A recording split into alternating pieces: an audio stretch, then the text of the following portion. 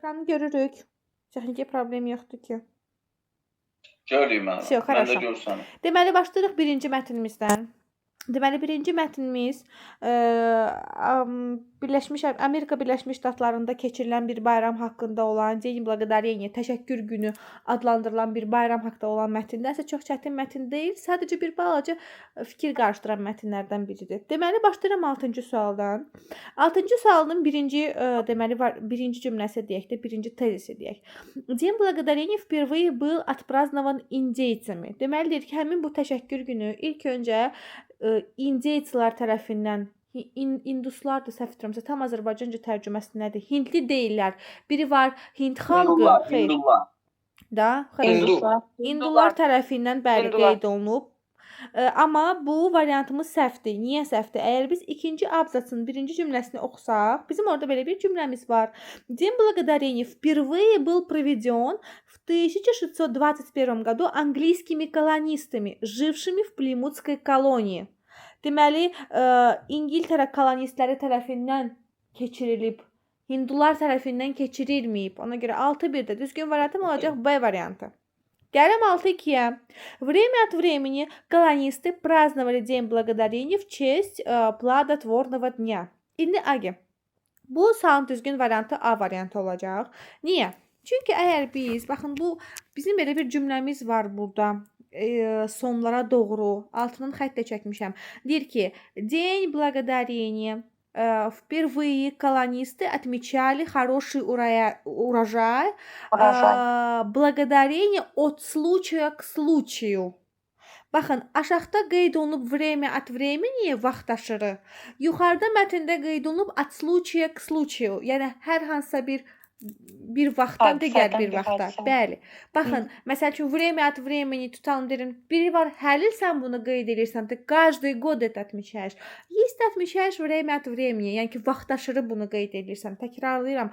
Cavabda bizə время от времени yazıb. Mətnin içərisində от случая к случаю. Yəni hadisədən hadisəyə. Yəni bir il qeyd edirdilər, bir il qeyd etmirdilər. Ona görə 6-2-də düzgün variantım olacaq variant A. 6-3. Линкольн предложил отмечать День Благодарения ежегодно 26 ноября. Deməli deyir ki, bu təşəkkür gününü hər il noyabrın 26-sı qeyd etməyi bizə Lincoln təklif edir. Halbuki mətndə qeyd olunub ki, bəli, səhv etmirəmsə 1, 2, 3-cü abzasın son cümləsidir. Вашингтон предложил отмечать День Благодарения ежегодно 26 ноября как национальный праздник. Yəni vроде hər şey okeydir, sadəcə təklif edənimiz düz gəlmir. Lincoln deyil o deməli Washington təklif edəndir. Lincolnun xəbəri yoxdur. Bəli, Lincoln daha başqa bir məsələdə indi çıxacaq qabağımıza. İndi 6-4-də deyir ki, Washington предложил проводить праздничные парады.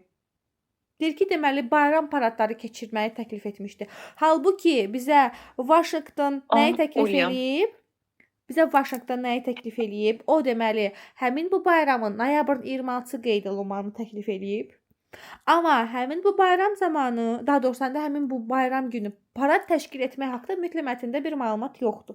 Məlumat olmadığına görə də 6-4-də olacaq variant B. İtavo 6-1B, 6-2A, 3-4B. Aydın olmayan, qaranlıq qalan nəsə bir nüans varmı? Yox, xeyr. Есть? Нет, все хорошо. Keçirim 7-ci suala. Deməli 7-ci sualımızın cavabı tamamilə var 2-ci abzasın ortalarında. Deməli nədir burada? Gubernator William Bradford nə edib? Həmin bizim dənə gubernatorlarımız. Этот губернатор, значит, он первый губернатор колонистов, предложил провести день принесения благодарности Господу, чтобы поднять дух своих подчиненных. Deməli həmin bizim bu gubernatorumuz o nə edib? Bu təşəkkür gününü qeyd etməyin əsas məqsədi deyək də, həmin bu işçilərin sadəcə ruh halını yüksəltmək üçün. İtavo 7-ci sual düzgün variantım B variantı olacaq. Baxın, təkrarlayıram, mətndəki cümləni oxuyuram. Yazır ki, первый губернатор колонистов Уильям Брэдфорд предложил провести день принесения благодарности Господу, чтобы поднять дух своих подчиненных. Вариант olarak решил подбодрить от слова бодрый. budboдрить своих подчиненных. Yəni öz necə deyim, işçilərini mi deyim, ona mənə onun əlinin altında işləyən insanların sadəcə ruh halını yaxşılaşdırmaq üçün həmin bu bayramı qeyd etməyi təklif edir. Ona görə də 7-ci sualda B variantımız olacaq. Bəli. Итак, 8-й вопрос. Что сделали колонисты, жившие в Плимутской колонии? Deməli deyir ki, bu Plimut koloniyasında yaşayan kolonistlər də belə deyək, nə etmişdilər? Bunun cavabı tamamilə var 2-ci abzasda. Gəlin bir də bu 2-ci abzası oxuyaq və baxaq burada imенно 3-4 dənə cümlənin içərisindədir. Deməli, 2-ci abzasda deyir ki, День благодарения впервые был проведен в 21 году английскими колонистами. Həmin bu bayramımız 1621-ci ildə İngiltərə kolonistləri tərəfindən deməli keçirilib, hansılar ki Plymouth koloniyasında yaşayırdılar. Bir dənə bu hissəyə diqqət. Предыдущая zima. Baxın, mətndə bizi ən çox çaşdıran, qarışdıran nüanslardan da biri də budur. Baxın, предыдущая zima, yəni ki, keçən ilki qış deməkdir. Yəni əgər bunlar bayramı 1621-ci ildə qeyd ediblərsə, 1620-ci ildə baş verən qışdan söhbət gedir. Bax deyir ki, предыдущая zima была очень тяжелой и голодной. Söhbət hansı qışdan gedir? 1620-ci ildə olan qışdan, yəni ki, öncəki qışdan. Deyir ki, həmin bu qış çox ağır və ac olaraq keçmişdi. Новая zima также предвещала колонистам мало хорошего. Yəni yeni qış, yəni üzlərinə gələn qışda onlara çox az yaxşı şey vəd edirdi. Более половины из примерно сотни прибывших не смогли пережить суровую зиму и погибли от холода. Həmin bura gələn insanların yarısından çoxu həmin bu pis qışı keçirdə bilməyib və ölüblər. И выжившие же весной с помощью местных индейцев приступили к обработке земли. Kimlər ki sağ qalmışdılar, onlar həmin bu yerli hinduların köməyi ilə artıq torpağı necə deyim, torpaqla işləməyə başlayırlar. Təxminən belə bir abzasımız var. İndi bizə 80-ci sualda nə deyir? Основали колонию в 21 году. 1621-ci ildə koloniyanın əsasını qoyublar. Bəlkə də qoyublar, lakin bizə elə bir məlumat verilmir. Bizə 1621-ci ildə sadəcə bayram keçirdikləri haqqında məlumat verirlər. Bir getdi. Объявили День благодарения общенародным праздником ki, ümumxalq bir bayram olaraq onu deməli təyin ediblər. Bu haqqda da bizim bir məlumatımız yoxdur. Ona görə deyə bilmirəm heç nə. 3 amma var. С помощью местных индейцев начали обрабатывать землю. O var. Deməli 3 götürəcəyik. Отпраздновали День благодарения без вождя. Vождь hal-hazırda burada olan o rəhbər mi deyim, sərkərdə mi deyim? Həmin o vождь haqqında isə bizə orada deməli belə bir cümləmiz var. Var müəllimə. Orada qəbilə var. Bəli, qəbilə maçdı, bəli. На праздник осенью 21 года был приглашен вождь. Həmin bu deməli qəbilə rəhbəri ora 1621-ci ildə dəvət olunub. Hətta ondan savayı 90 индейцев, yəni ki, həmin o 90 hindular hansılar ki, onlara o torpaqla işləməyə kömək edirdilər, onlar da ora dəvət olunub. Ona görə 4 imенно без вождя, yəni ki, qəbilə rəhbəri olmadan qeyd olunma məsələsi də səhvdir. Amma 5 düzdür. Mənim orada bez yox idi, yəni voz da var idi sadəcə.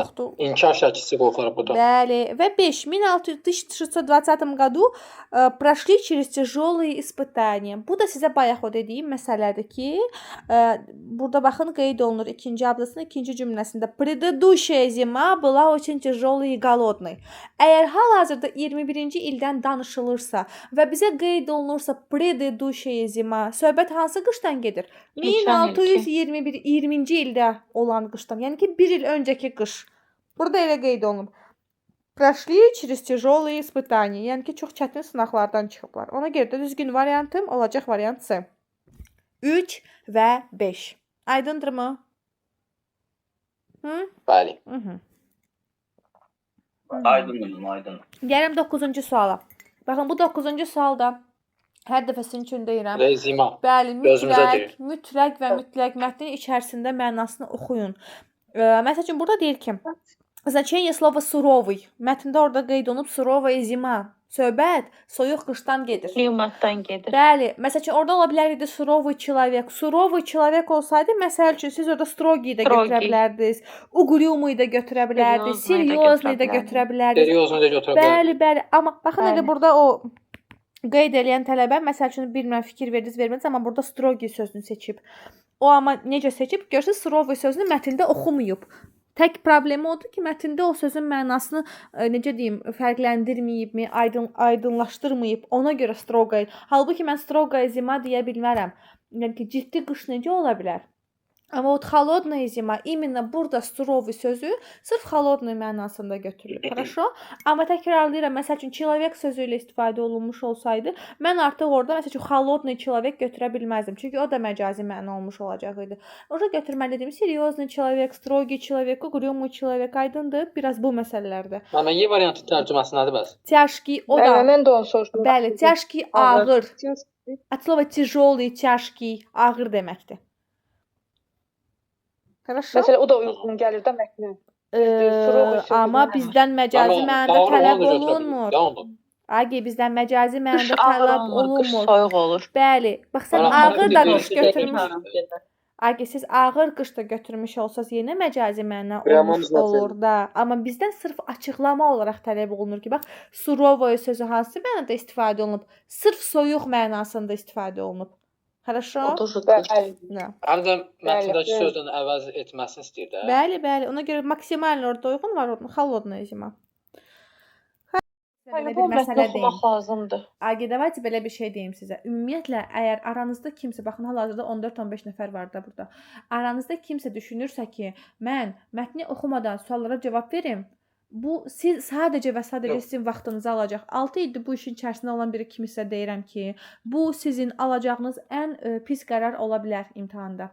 Bu, yəni sadəcə xarici dilə aiddir, ha, başqalarını deyə bilmərəm. 2 yol var. Bir qrup tələbəmiz birinci mətni oxuyur, sonra sualları cavablandırır. Hətta mənim elə tələbələrim var ki, onlar dinləmənin suallarına belə baxmırlar. Deyirlər ki, mənim ona ehtiyacım yoxdur. O oturur, diqqətli şəkildə dinləməyə qulaq asır, sonra açır sualları yazır. Amma bu individual bir məsələdir. Bir qrupda tələbəmiz var ki, məsəl üçün mən özüm də həmin o tələbələrin siyahısına daxil olmuşam vaxtıkən, mən də birinci suallara baxıb sonra mətni oxuyuram. Amma altını çizirəm, bax mətni oxuyuram. Biri var ki, başlayıram hər sualın cavabını mətndən axtarmağa, xeyr. Vaxt Bu itkisidir. sadəcə və sadəcə sizin bəli vaxt itkinizdir və mən sizə əmin edirəm ki, mümkün deyil ki, siz 25-30 dəqiqə içərisində onu yaza biləsiniz. Yaza bilməsəz, informatika və məntiqin sualları əlinizdən çıxmış olur ki, bu balınızın aşağı gətirib çıxaracaq. Bir də siz bir mətni 10 dəfə bəlkə oxuyacaqsınız və sadəcə bir sualın cavabını oradan maksimum tapa biləcəksiniz. Amma məsəl üçün mən necə edirdim? Suallara baxırdım. Və mən sadəcə suallara baxandan sonra mətni daha məqsədli şəkildə oxuyurdum. Yəni necə biri var ki, hə, mətni oxuyuram, anlamağa çalışıram, amma nəyə diqqət yetirim, nəyi axtarım, bunu bilmirəm. Amma mən suallara baxmış olsam, ən azından mən mətndə hansı hissəni axtarmalıyam, onu biləcəm. Nəyə cavab verməliyəm, onu Oduqca biləcəm. adamın qabağına çıxır da. Bəli, bəli. Amma yenə deyirəm, bu Mən də individual bir, elədim. bu individual bir məsələdir, Agi. Yenə deyirəm. Yenə aramızda elə uşaqlar var ki, onlar deyir ki, yox birinci müəllimə, mən elə mətnimi oxuyum, sonra gəlim yavaş-yavaş onun suallarını cavablandırım. Elə mənim də sizə, bizim də sizə bu sualları, mənim sizə bu sualları işlətməkdə əsas məqsədim odur ki, həmin ona kurikulumda metakognitiv bilik deyirlər də. Yəni siz daha rahat necə yazırsınız? Hansı metodla yazdığınız zaman düzgün cavablarınızın sayı daha çox olur? Həmin o metodu tapmağınızdır. Yoxsa bu qəbulları işləməyinizin heç bir mənası yoxdur. Bu sualların heç biri təkrar sizin qabağınıza çıxmayacaq. Mənim isə bunları işlətməkdə əsas məqsədim nədir? Həmin o metakognitiv bilik olaraq biləsiniz ki, məsəl üçün, Rəna birinci sualları oxuyub sonra mətnə baxanda daha düzgün yazır. Sənan birinci mətnə baxıb sonra suallara baxanda daha çox düzgün cavabı var. Və yaxud da birinci qrammatikaya baxıb sonra mətni yazmaq mənə daha rahatdır. Məsəl üçün, birinci 3 dənə dinləmə sualını işləyib sonra digər ikisinə fikir vermək mənə daha asandır. Aydındır, bunları işlətməyimə isə tək məqsədim budur. Хорошо, пожалуйста. Bunu siz ara çoxdan özünüzdə çıxarmalıydınız, bilməliydiniz. Bu çox vacibdir. Metodik olaraq bilmək hər fəndən çox vacibdir. Ona görə ona baxın. İndi mən sənə desəm ki, tutalım kimi də o sualı verin, tək yadımda da deyil. Mən. Rəna sən quzum. Məsələn, indi mən sənə desəm ki, kimi də o? Ülkən. Ülkən. Mənəm, amma adım Kənandır. Hə, хорошо. İlker, indi mən sənə desəm ki, qızım get məsəl üçün mətnini oxu, sonra suallar cavablandır. O sənə səhv gəlmiş ola bilər.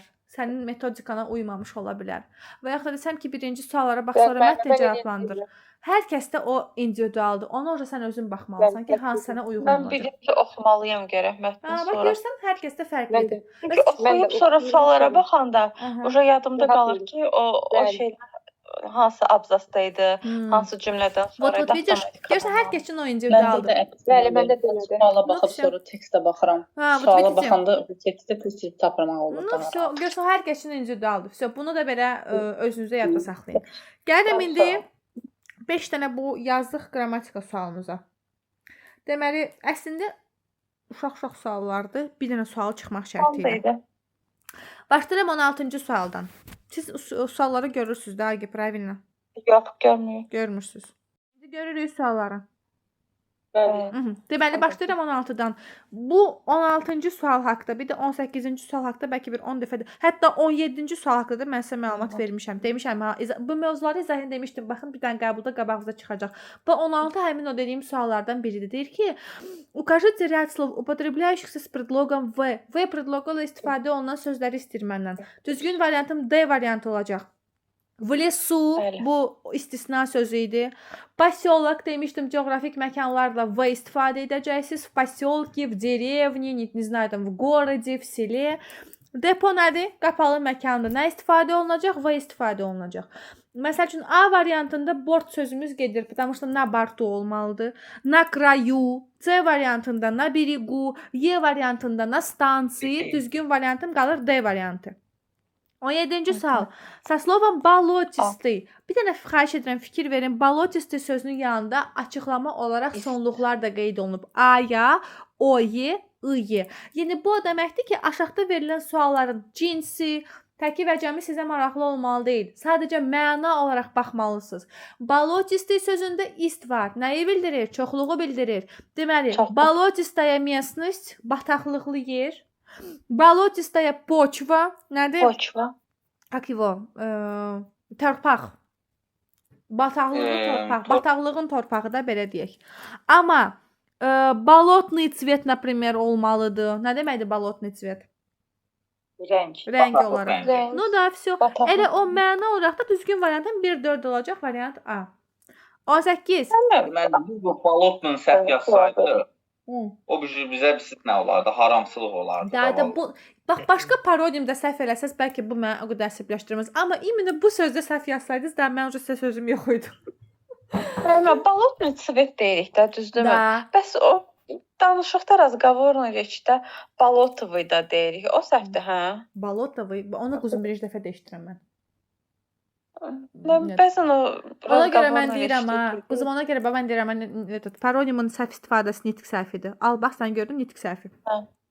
18. Многозначные слова, yəni həqiqi və məcazi mənada istifadə olunan sözləri istəyir. Голос, səs. Например, человеческий голос, правильно? И, например, голос народа. Tutalım ki, xalqın səsi mənasında. Eyni şəkildə игра. Тоже и в прямом, и в переносном значении может употребляться, поэтому это какое значение слова? Многозначное. Итак, 18 вопрос. Аги, sualları görürsünüz də. Görürük. Да. Итого там получается, значит, голос и игра. İndi gəlirəm 19-cu suala. Bu 19-cu sualı bir 19 dəfə izah eləmişəm sizə. Deməli, Bəli, mən baxan ki, müəllim götürdüm, heç o birisi variant daha qoymadı. Молодец. O naxadı gözümə girdi o variant. Kim ki bunu düzgün yazıb, deməli izaha yaxşı qulaq asırdı. İtaq baxın, ümumiyyətlə nəyi izah edeyim sizə bir dənə. Bax yazır ki, укажите ошибочный variantda, səhv olan variantı istəyir. Bax fikir versən, səhv olan variant deyil. Cümlələrə baxırsan, tutmuruq da nə məsələdir. Deməli, əgər biz cümlələrə baxıb anlamırıqsa, söhbət burada nədən gedir? Deməli, sizin orada nitq səhvi istəyir. Nitq səhvimiz də burada olan bu Y variantındadır. O da nədir? Feili bağlamanın səhv istifadəsi. Bu cümlə bəlkə 10 dəfə Подлежащее там yazmışam. нету, да. Там подлежащее есть, шляпа.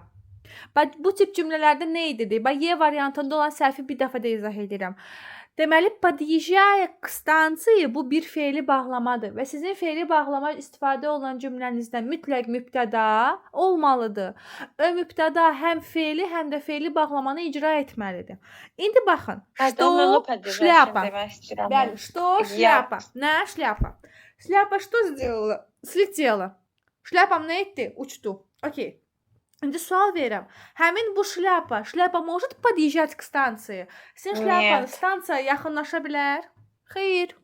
Deməli, səhvdir cümləniz. Ona görə düzgün variant Y olacaq orada. Bunu izah eləmişəm Hətta mən deyə. onu demək istirdim ki, müəllimə, подъезжающий, yəni zapitardan qabaq подъезжающий yoxdur. Hə, yəni ki, onu icra etmir. Fe'li bağlamamızı icra etmir. Və 20-ci suala gəlirəm. 20-ci sualımızda dialoq qurmalıyam sizinlə.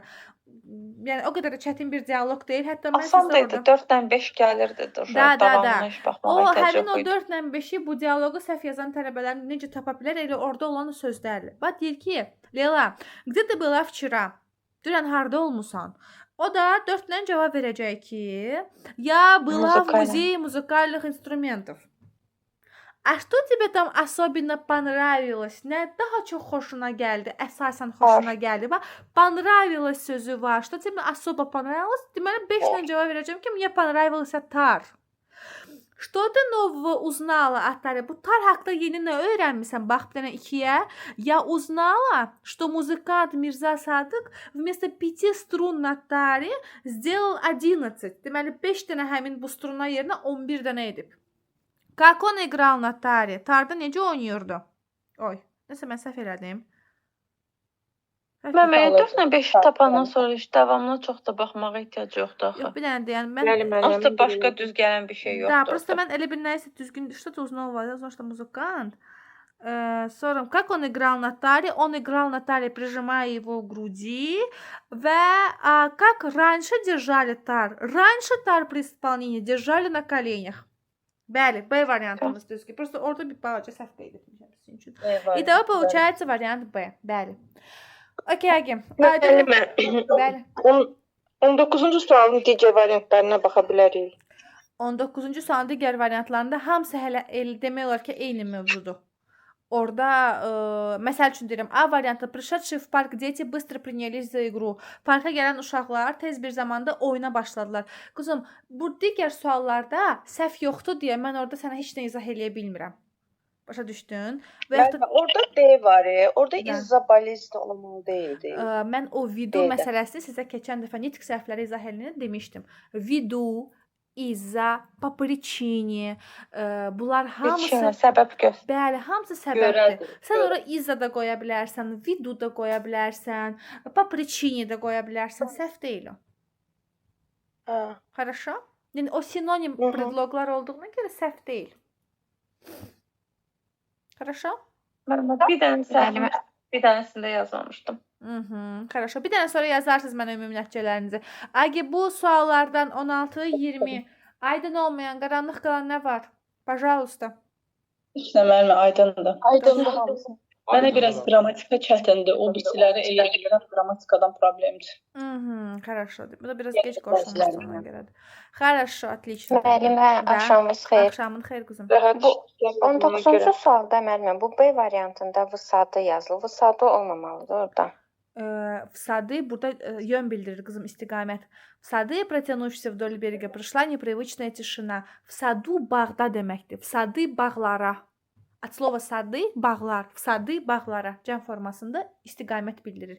Çünki bax, в сады пришла непривычная тишина. Куда пришла? В сады пришла. Hara? Bağlara. Хорошо? O cəm, этот как его? Да, хорошо müəllim. Где sualı deyil də, quzum, kuda sualına cavab verir. Bəli, bildim. Çox sağ ol. Siz sağ olun, хорошо. Agi, problem yoxdur ki, ekranı görürsüz. Aha. Все, хорошо. Deməli, hal-hazırda sizinlə 2024-cü ilin fevralın 11-də keçirilən imtahanın izahına baxacağıq. Çox təəssüf ki, əlimizdə bunun dinləməsi yoxdur, amma imtahanda olan uşaqlar deyirlər ki, dinləmə deməli dialoq formasındaydı və çətin bir dinləmə deyildi.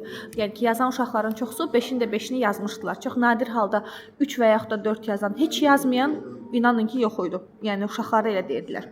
Ki asan Neçənci ilində müəllim? 2024. Fevralın 11-i keçirilmişdi. Deməli, indi bizim birinci 2024-ün mətnimiz yayı çox çətin düşür. onu da yazacaqsınız. 2024-ün birincisi. Yayda deyildi, imtahan keçirilmişdi aprelin 28-i. Onu da yazacaqsınız. Hə, Amma o o da çox çətin deyil. Biraz mətnləri qarışıq idi, amma çətin deyildi. İndi başlayıram deməli birinci mətnimizdən. Bizim birinci mətnimiz avtobioqrafik mətn olduğuna görə o qədər də çətin mətn deyil. Diqqətli olan hər tələbə bəli 5-in 5-ində yaza bilərdi. İndi mən başlayıram 6-cı sualdan.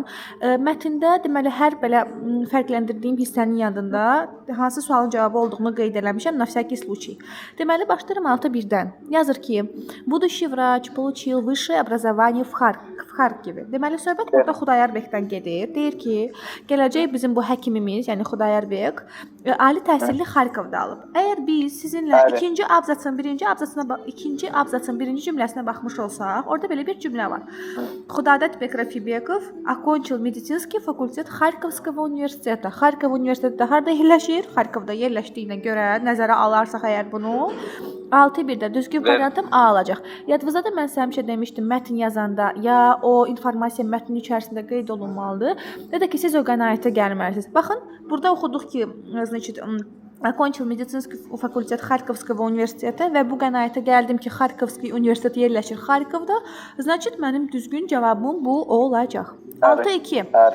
Xudayar Bək Rafibekov был одним из первых терапевтов страны, только это неверно. Yo, terapevti deyil, cərrahı. Agi, Nurlan, səbirli ol, mən izah edeyim.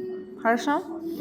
Çünki burada qeyd olunur ki, on был одним из первых хирургов. Baxın, orada 6-2 qeyd eləmişəm. Terapevt deyil idi, cərrah idi. Ona görə 6-2 səhvdir. Первое в истории Azərbaycana медицинское общество было создано в Baku. Agi, bu da səhvdir. Çünki mətndə fərqləndirmişəm sizin üçün.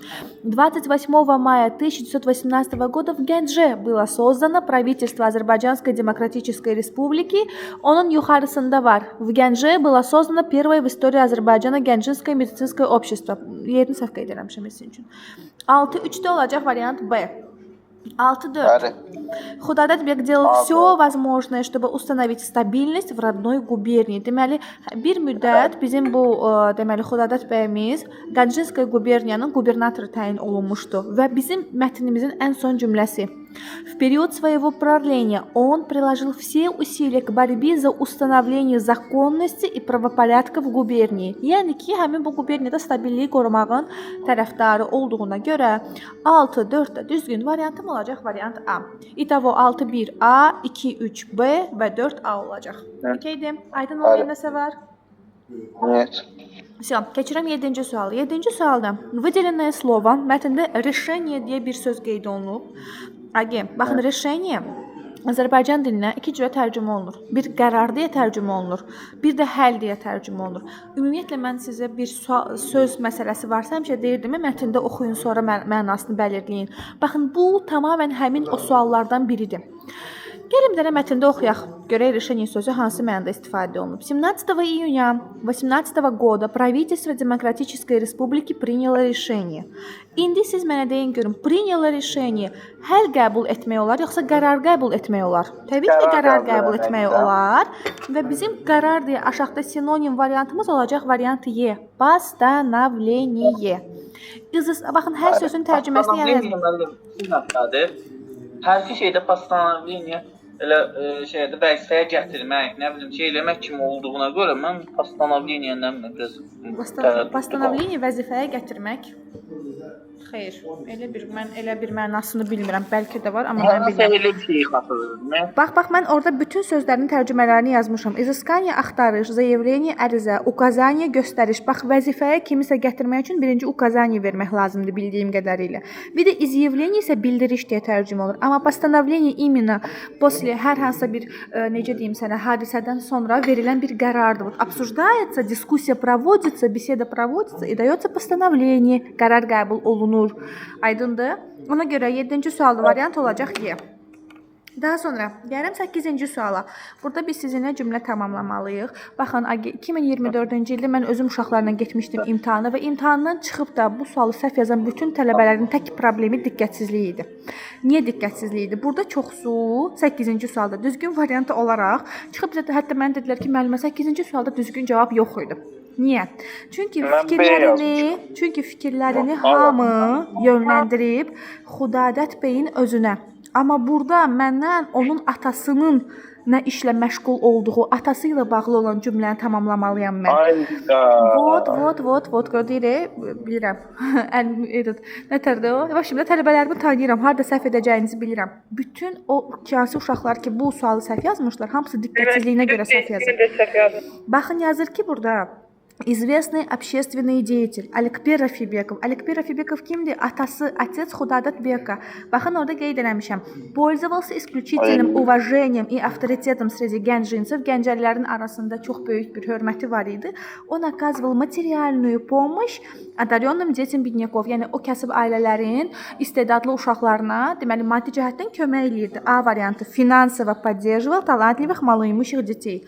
Amma B, C, D, Y variantı bunlar hamısı Xudadət bəyin özünə aiddir. Məsəl üçün занимал post gubernatora, Gəncənin qubernatoru idi, nə bilim, Член литературного общества, ədəbiyyat deməli cəmiyyətinin üzvlərindən biri idi. Ministr просвещения, təhsil naziri idi, nə bilim, создал общество молодых азербайджанских врачей. Bunların hamısı Xudadət bəyin özünə aiddir. Sadəcə A variantında olan cümləmiz onun atasına aid olduğuna görə 8-ci sualı düzgün variant A variantı olacaq. Aydındırmı? Başqa cür ola da bilməz mən. Da. Ekranı görürük. Davam edirəm 9-cu, 10-cu sualla. Aha, vəsə. Deməli 9-cu sualdan başlayıram. Əslində 9-cu sual bu bilirsiniz nədir? Aramızda tarix fənnini əgər oxuyanlarımız olubsa, biz həmişə sizinlə tarix dərs testlərində xronoloji bir ardıcıllıq müəyyənləşdirirdik.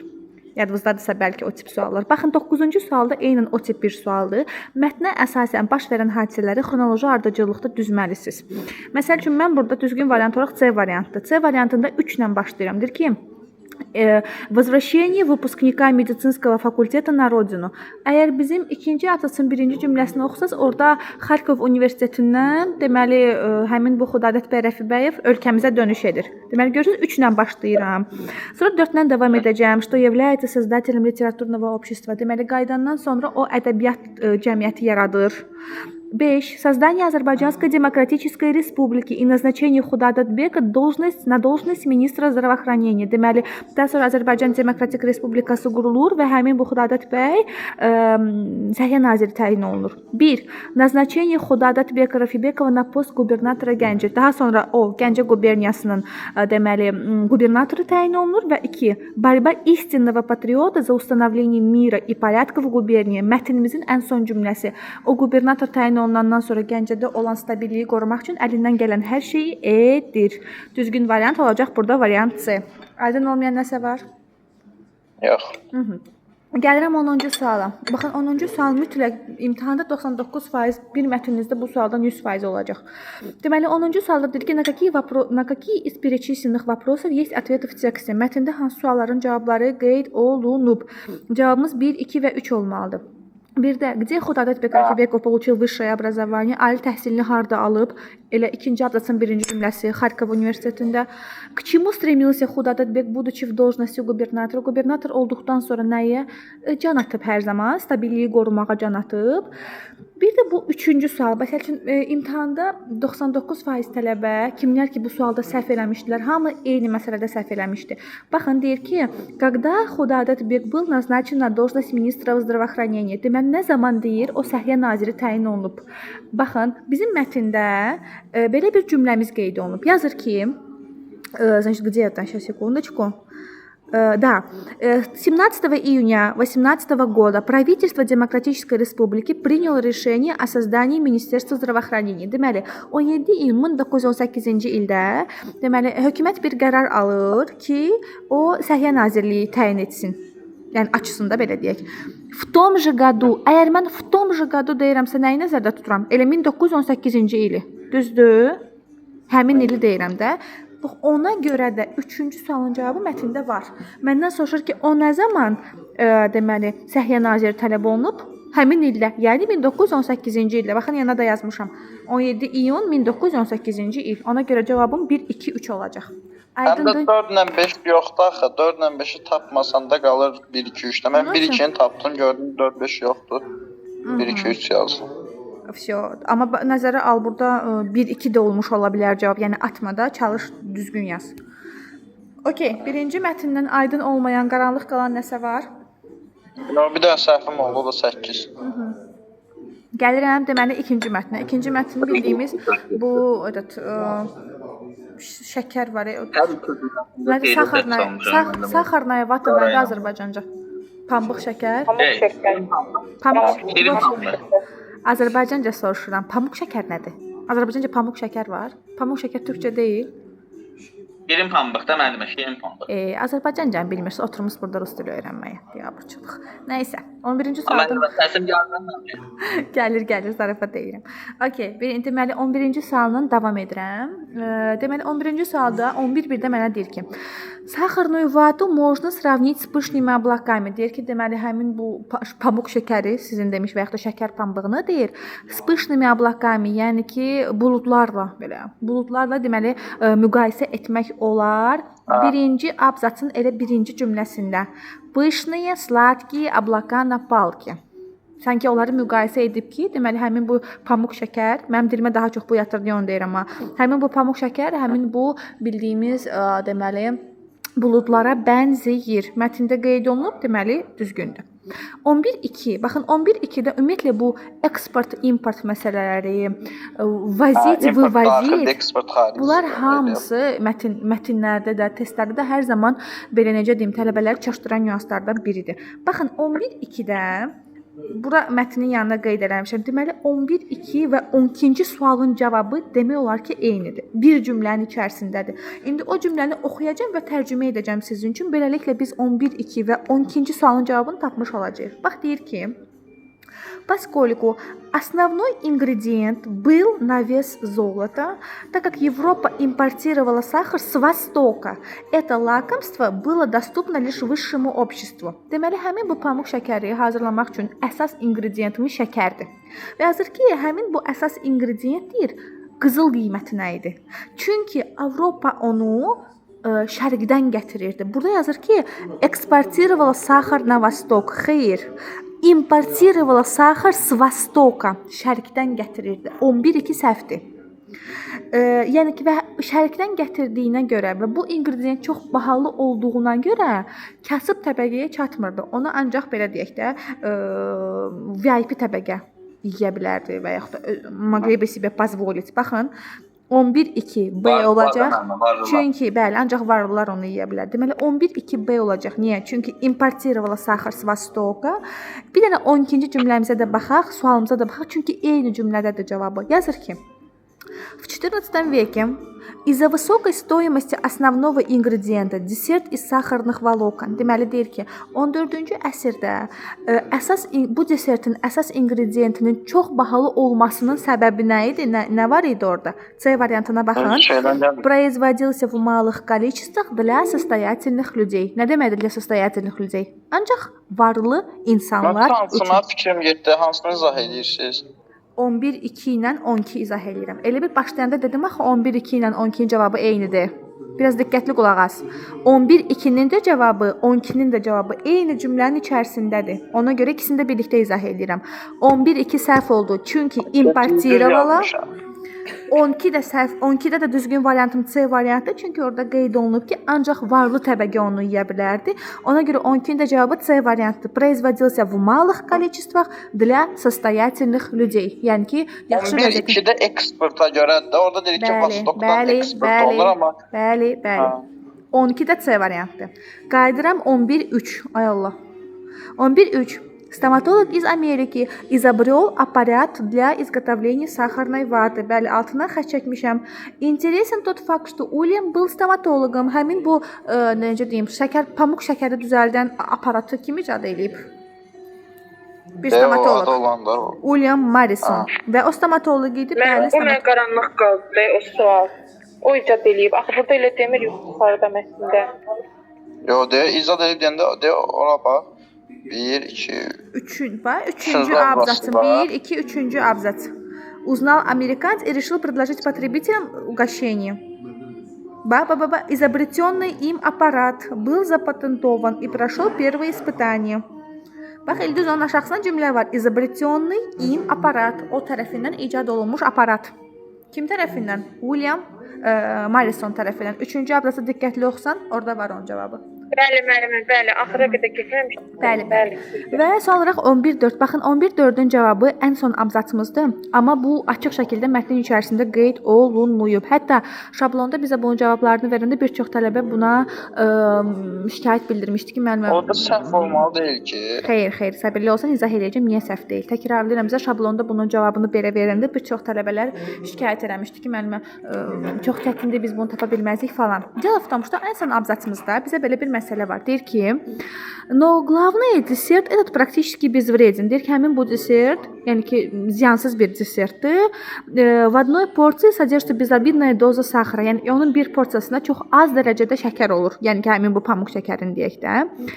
И ничего плохого с организмом не произойдет. Deyir ki, və biz bunu yesək, bizim orqanizmlə pis heç nə baş verməyəcək. А вот отказ в покупке, amma özümüzə necə deyim, отказать eləsək onu almağı da, bəli, inkar etsək yox, biz bunu almayaq. Пойми, это вредно для здоровья, вполне может испортить настроение. Bizim deməli əhval-ruhiyyəmizi korlaya bilər. Deməli, əgər almayanda korluyursa, alanda настроениemiz nə edir? Yaxşılaşdırır. Вот. Употребление сахарной ваты повышает настроение человека. Pamuk şəkərini yemək insanın əhval-ruhiyyəsini yaxşılaşdırır. Təkrarlayıram. Mətnin içərisində bu açıq şəkildə qeyd olunmayıb. Demişdim, mətni oxuyub bu qənaətə gəlməlisiniz. Baxın, bu həmin o tip cümlələrdən biridir. Mətndə qeyd olunub ki, almasaq настроениemiz pozular. Deməli, alanda настроениemiz yaxşılaşır. Ona görə 11.4A olacaq. Nə bilim bax. Bəli. Bundan bir dənə səhvim oldu. Mənə neçə bal gələcək? 0.5. Neçə dənə oldu? Bir səhvdirsə 0.5. Хорошо? Так, daha sonra gəlirəm 13-cü suala. Выделенное в тексте слово декоративный, в значении красивый, итого получается вариант D. Живописный. Декоративные шарики. Hə? Elə sinonimlər olur. Təbiətə aid olmalıdır. Gözləyirəm. Siz burada harda baxırsınız? Xeyr. O sadəcə təbiətə aid bir nüans deyil. Süni deyil axı, iskustvenli siz deyəndə götürmək olardı. Amma iskustvenli deyil, süni. Süni də olmaz. Mən şeyə götürmüşəm burada. Nə? Ekzotik.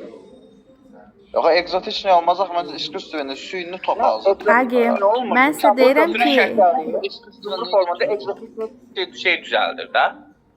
Amma живописный konkret təbiət haqqında olan bir şeydir mənzərədə. Yəni живописный местность deyirsən də, yəni gözəl təbiətdə olan bir yer. O sadəcə природaya aid bir məsələ deyil. Понимаешь, молодой человек? Ancaq природaya aid olmur sən dediyin живописный. Hal-hazırda dekorativный sözünü живописный sözü ilə əvəz edəcəyik. Formiруй различные живописные шарики. Necə? Rəssamlıqda da var живопись. Rəssamlıqda da var. Bəli. Şariki. Siz живописный rəssamlıqda nəyə aid edirsiniz? Yəni insana aid eləmirsiniz də, düzdürmü? İnsanda axtar-portret. Resimlərə, mənzərəyə. Yəni natürmorta aid olunmur. Mənzərəyə də, yəni təbiət mənzərəsinə живописный deyirlər də.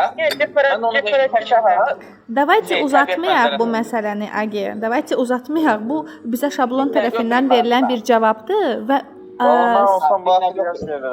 Agi, запомните, bu şablon tərəfindən verilən bir cavabdır. Bu bir. İkincisi də ki, sadəcə природaya aid olacaq deyə bir məsələ yoxdur. Bunlar sinonim sözlər kimi istifadə olunur ki, biz onları bir-biri ilə əvəz edə bilirik. Хорошо? Amma mən düzün deyim, özünüzü bizi yerinə qoysaydınız, müəllim olmasaydı, живописный seçərdiniz. Bəli. Heç aidiyyatı yoxdur. Mən seçməzdiniz axı müəllim. 14-cü sual. Çox danışırsınız. Bir də mənim burada bir variant var, iskustvenli. Burada bacarıqlı mənasında yoxsa süni mənasında? O iskusnıydı, qarışdırırsan. Anar, iskusni bacarıqlıdır, iskustvenli süni. Ay maşallah. Ya iskustvenli də olur burada, onu demək istəyirəm. Qardaş orada iskustvenli yazıb. Yox, iskustvenli də deyil. Так, 14-cü suala keçid edirik. На какой вопрос можно найти ответ в тексте? Mətndə hansı sualın cavabını tapmaq olar? Düzgün variantımız E variantıdır. Agi. В чем заключается принцип работы машины для изготовления сахарной ваты? Deməli deyir ki, həmin bu aparat var, hansı ki bu saxarnaya vatanı maşın var da, həmin bu şəkər pamukunu düzəldən onun işçinin əsas prinsipi nədir? Yəni ki, bu maşın hansı prinsip üzrə işləyir? O da ikinci abzasın ikinci cümləsidir. Baxın, orada sizin üçün qeyd etmişəm. Принцип работы не изменился с тех пор. Растопленный сахар вливается сквозь сито-металлический барабан, образуя нити, которые собираются в комок. Итого, bu sualın da düzgün cavabı olur variant E. Хорошо. Deməli, davam edirəm 15-ci suala. Какие утверждения соответствуют содержанию текста? Mətnə aid olan variantları seçməliyik. Burada düzgün variantımız olacaq 2 və 3. İtalyanцы были мастерами в приготовлении сахарной ваты. Deməli, mətndə ümumiyyətlə bu сахарная вата kim tərəfindən icad olunub? İtalyanlar tərəfindən. Və 3-cü, Marisan решил, что сладкая вата должна быть общедоступной. Ümumiyyətlə, Marisan kim idi? Кто такой Marisan? Stomatolog. Bəli, həmin o stomatolog hansı ki düşünürdü ki, həmin bu saxarnaya vata hamı yəni o saxarnaya vatanı ala bilməlidir. То есть это сахарная вата должна была быть общедоступной. Daha sonra bir də məsəl üçün keçən il tələbələrimizin bəziləri 2, 3 və niyəsə 5-i götürmüşdülər. Bilmirəm nə tər hesablamışdılar, bölmüşdülər, çıxarmışdılar. Dedilər ki, ay müəllimə 400 il hesab olunur falan filan, amma yoxdur. Birincisi mətndə belə bir məlumatımız yoxdur. İkincisi də ki, hesablasaz, bölsəz, çıxarsaz belə 400 il alınan bir durumumuz yoxdur. Xronologiya olaraq da elə bir məsələ yoxdur. Bilmirəm niyəsə keçən il elə bir cavabımız da var idi. Öncədən nəzərə alın ki, bu tip ümumiyyətlə məsələlər, hardakı nə bilim, bu ildən bunu çıxırsan, hesablayırsan falan filan çox nadir hallarda elə illərlə olan oyunlar olur mətndə, diqqətli olun. Ona görə vəbşim düzgün cavabımız olacaq 2 və 3-cü cavablarımız. Okey, bu oldu bizim mətnlərimiz. İndi gəlirəm deməli qrammatika suallarına. Başlayıram 16-cı sualımız. Deməli ümumiyyətlə 16-cı sualımız bu zamana qədər bəlkə də imtahanda düşən ən belə çətin nitq səhvləri suallarından ola bilər. Mənə maraqlıdır sizin cavabınız 2, 3 və 5. Kim nəsə uyğun gəlir, uyğundur cavabınız? Y yazmışdım. O da tapa Sən Y yazmısan. İndi gəl baxaq burada məsələ nədir? Birinci başlayıram ikinci cümlədən. Baxın, ikinci cümlədə düzgün formatını qeyd eləmişəm sizə. Жесткость крепостников-помещиков, поборы, голод приводят к тому, что народ поднимает восстание. Yox, поднимается на восстание. Восстание Azərbaycanca miting, da? Нет? Что такое восстание azərbaycanski? Qiyam, bəli. Yəni ki, biz qiyam qaldırmırıq, qiyama qalxırıq. Поднимается на восстание olmalıdır, yadda saxlayın. İkinci olaraq, üçüncü cümlədə Награда подтверждает o значение yox. Siz mən deyin görüm, ümumiyyətlə onun tərcüməsi nədir? O var idi bizdə predlog olaraq. Haqqında. Ay, молодец. İndi deyir ki, naqrada подтверждает значение. Deməli, mənası haqqında, əsası haqqında sübut edir. Yoxsa əsasını sübut edir, mənasını sübut edir. Mən orada onu nə edirəm ki? O mənə orada hansı mənada lazım olur ki? Üçüncü cavabda naqrada подтверждает значение литературного творчества. Хорошо? Понятно? Bir də 5-ci cümləmiz. Герои этого рассказа предпочитают смерть покорности и рабству. Ümumiyyətlə, предпочитать смерть. Предпочитать nə deməkdir? Üstün tutmaq. Правильно? Вот такое сочетание. Bəli, ölümü elə bir tərcih etmək, üstün tutmaq. Bu söz birləşməsi предпочитать смерть istifadə olunmur dildə. Так нельзя говорить. Хорошо? Cümlədə ümumiyyətlə leksik olaraq, pomните demişdim, isə pleonazm mı deyim və yaxud da iki dənə söz məna olaraq bir-biri ilə uyuşmur. Вот предпочитать смерть нельзя. Хорошо? İmeyçə video. Ona görə cavabımız 2, 3 və 5 olacaq. Çox heyif ki, belə bir çətin sualımız var. Bu sualı çoxsu yaza bilməmişdi. Biraz çətin sualdır, bilirəm. Amma müəllimə mən yazmışdım ha. Хорошо. Так, 17 ilə davam eləyək. Deməli 17. Bu sualı sizə 10 dəfə demişəm də bəlkə. Со словом кожаный употребляются slova. Ümumiyyətlə bizim 2 dənə paronimimiz var. Fikir verirsiniz, baxın 17-də paronim sualıdır, 18-də paronim sualıdır. Yəni ki, bizim elə qəbullarımız var ki, orada düz 2 dənə paronim sualı düşür. Deməli, кожаный orada an. 17 paronimə nə adiyyatı var ki, dəri ilə nə gedə bilər də, dəri üzlü ilə. Молодой человек, дело в том, что bizim 2 dənə paronimimiz var. Кожный və кожаный. O qədər bilinir ki, paronimləri oxuduğun Nurlan. Kojny və kojanny.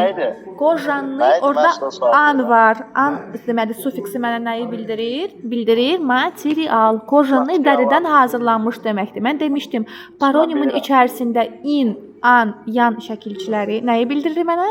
Deməli, həmin bu takivo. Steve Livdəki mən deyim sizə insana aid olmalı. Oxumuşam. Kojanny in, an, yan material bildirir. İtava получается, kojanная обивка. Bu arada fikir verin, kojanny sözünün yanında mötərizə içərisində sonluqlar da qeyd olunub. Baxın, imtahana bu tez-tez bu formatda verilir. Deməli, o sonluqlar bilirsiniz nədir? Yəni, bu o deməkdir ki, sən burada artıq cins, tək və cəmə fikir verməməlisən. Qeyd olunan sözlər sadəcə məna olaraq bir-biri ilə uzlaşmalıdır. Значит, должна быть кожаная обивка, bir də кожаное кресло. Amma кожная сыпь, сыпь bilirsən də qızartı belə olur dərinin üzərində. Кожная сыпь, кожная болезнь, dəri xəstəliyi və кожный покров. Elə bildiyimiz dəri qatı da belə deyək. Хорошо? İtavo orada olacaq 2 və 5. Понятно? Bazar günü sınaq var deməli. Gedək yerə yazmısınız nəsə? Bazar günü sınaq var. Yox. Aydan xanım qrupa yazdı ki, bazar günü. Yox, hələ hazırlaşmamışam. Mən görmüşəm. Hələ yazmamışam, yox. İndi inşallah bu həftə yazaram. Agi, bir dənə fikriniz burada olsun, o sınağı sonraya saxlayın. Bir dənə qulaq asın, bitirək bunu. 18-ci sual. Укажите ошибку в выборе нужного обозначения слова. Deməli, paronim sualımız var bizim hal-hazırda da burada. Bu sualı da səhv yazmısınızsa, özdə bu variant ola. Mənim daha isə sözüm yoxdur. Местность nədir? Yer. Ay Allah, nə gözəl. Çox sevindim, çox sevindim. Kim yazıb o yeni? Mən effektnoya yazmaq deyil də orada. Kimdir o? Səhvdir də o. Mən. Sən kimsən? Nurlan, sən o? Ya, burçaq. Özdə izah elədiyim də ha. Baxın. Местность yerdir. Yer, ərazi mənasında, правильно? Bolotnaya demişəm. Baxın, bolotnaya tərcümə olunur bataqlığa aid və yaxud da bataqlıq rəngində olan. Amma əgər mən ərazi olaraq bataqlıqlı yer deyirəmsə, olmalıdır bolotistaya. Fikir verirsiniz, mən sizə sözdə isti fərqləndirmişəm şəkilçi olaraq. O ist nəyi bildirir? Çivlivi oxuyan Nurlan. Hanım bu ist nəyi bildirir? Çoxluğu bildirir. Çivliv insan bildirir. İst nəyi bildirir? Görsən yarımçıq oxuyanda belə olur. İst çoxluğu bildirir. Bolotistaya dediyim zaman, yəni bataqlığı çox olan, glinisti dediyim zaman, yəni ki, gil sayı çox olan, gil çox olan mənasında. Ona görə местность болотистая, les болотисты yadda saxlayın. O nə oldu onun tərcüməsi? Bataqlıqlı yer. Bolotnaya nə olmur? Mən onu Bolotный цвет. Bataqlıq rəngində olan bolotный цвет. Ay da rəng. Ay da. Bəli. Y variantında isə baxın effektnaya sözü qeyd olunub. Zrelişə nədir? Что такое зрелище? Məsəl üçün gedirsiniz spektaklə baxırsınız, hansısa bir səhnəyə baxırsınız, düzdür? Bax, effektnaya zrelişə. Bir də şeydə. Nəticəsi olan, yaxşı təsiri olan, düzdür? İndi bax, effektnaya zrelişə, effektnaya женщина, effektnaya vыступление, gözəl təsir bağışlayan.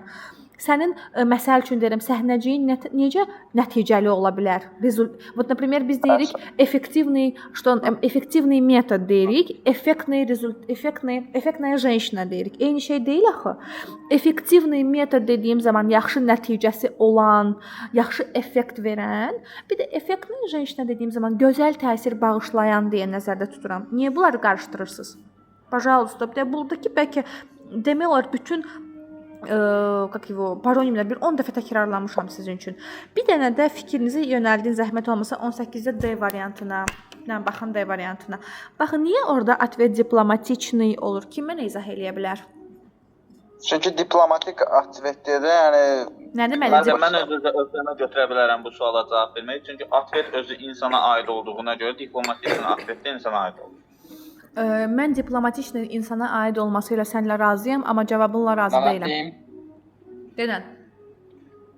Diplomatik olanda, yəni diplomatikaya aid nəsə olmalıdır da, yəni. Aha. Ondan başlayaq ki, diplomatikaya aid deyil. Bu sadəcə mücərrət mənadır və yanaşma maladet. Afərin. Sənsən bu düzdür? Maladet sənin. Qulaq asın mənə. Düz deyir. Baxın, diplomatik sözündə burada SK var. SK varsa deməli nə deməkdir? Mənim cavabım diplomatiyaya aid olmalıdır. Halbuki yox. Mənim cavabımın içərisində məcazi mənada diplomatiya var. Başa düşdünüz? Niyə biz deyirik diplomatikli человек? Eyni məcazi mənada iki insanda diplomatik düşüncə var, yanaşma var. Ответ дипломатичный düzdür. Yadda saxlayın. Sizin cavabınızın içərisində diplomatiya var. Хорошо? Diplomatik nə işlənə bilər, deməli. Dokument, например, дипломатический документ. Sizin dokumentiniz diplomatiyaya aiddir. Хорошо? Bax, hansı sözün yanında aiddir sözünü istifadə edə bilirsəniz, orada SK olmalıdır. Хорошо? Aha. Tamam, cavabın düzdür. C variant düzdür. Bəli, düz yazmışam da. Mən ən çox nitq səhvində tərlədim, onu da düz yazmışam. Ya очень rada. Tak, gəlirəm deməli, orada bu 20-ci sualda niyə bunun cavabı B qaldı? Mən bunu bayaq düzəltmişdim ha. Mən də B olmalıdı onsuz. Yo, B deyil. Sorry. Yo, burada B deyil. Orada A deyil o. Yox, Allah'ın olsun mənim, o B-də yəni orada mən. Səbirli ol, 20-ci suala gəldim, izah edəcəm. Nurlan, isterikaya basma orada bir dəqiqə, dayan. 19-cu sual, burada biz sənə dialoq qurmalıyıq. Dialoqu da təbii ki, nə ilə başlayırıq? Ümumi bir məlumatla. Məsəl üçün deyirəm, salamlaşma ilə.